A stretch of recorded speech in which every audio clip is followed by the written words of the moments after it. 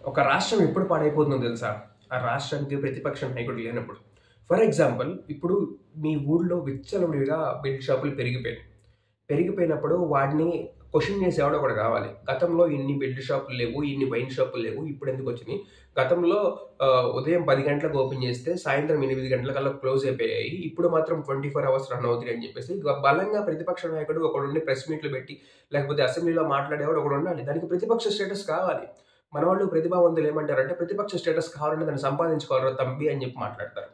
ప్రతిపక్ష స్టేటస్ సంపాదించుకోవాలి అన్నది రాజ్యాంగంలో ఎక్కడా కూడా లేదు. అది మనోళ్ళందరూ మనకు పెట్టుకున్న ఇది మాత్రమే అనమాట. ఇప్పుడు కోటై మొత్తం అధికార పక్షంలో ఉంది. కానీ ప్రతిపక్షంలో వైఎస్ జగన్మోహన్ రెడ్డికి 40% ఓట్లు వచ్చినా, 1,32,00,000 మంది ఆయన వైపు నిలబడి ఓట్లేసినా గానీ, ఆయనకి కనీసం 18 సీట్లు రాలేదు. కరెక్టే. కానీ 1,32,00,000 మంది ఓట్లున్నాయి కాబట్టి ఆయనే ప్రతిపక్ష లీడర్ ఆంధ్రప్రదేశ్‌కి. ఆ స్టేటస్, ఆ హోదా ఇప్పుడున్న గవర్నమెంట్ గనక ఇస్తే వేరే లెవెల్‌లో క్వెషనింగ్ ఉంటది. ఆ క్వెషనింగ్ మేము తట్టుకోలేము. వైఎస్ జగన్మోహన్ రెడ్డిని మీకు ఆ స్టేటస్ మేము ఇవ్వలేము. ఆ క్వెషన్స్ మా దగ్గర మేము ఇచ్చిన 6 హామీలు గానివ్వండి, లేకపోతే డెవలప్‌మెంట్ గానివ్వండి, సింగపూర్ గానివ్వండి, ఇవన్నీ మీరు క్వెషన్ చేస్తా ఉంటే మా వల్ల కాదు సామి అని చెప్పేసి మీరు ఇవ్వలేకపోతున్నారు. అంటే ప్రభుత్వంలో ఉన్న వాళ్ళందరూ శ్రీరామచంద్రులైతే అందరూ ఉన్న 164 మంది ఎమ్మెల్యేస్‌లో అక్కడ ఉన్నోళ్ళందరూ కూడా శ్రీరామచంద్రులైతే మేము ఇంత పట్టించుకోం.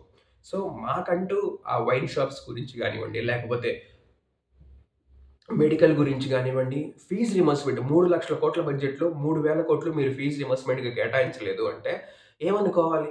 జగన్మోహన్ రెడ్డి పెండింగ్ పెట్టి వెళ్ళిపోయాడంటే 3,000 కోట్లు వాళ్ళ మహాన పోరాడాక ఎంతసేపు.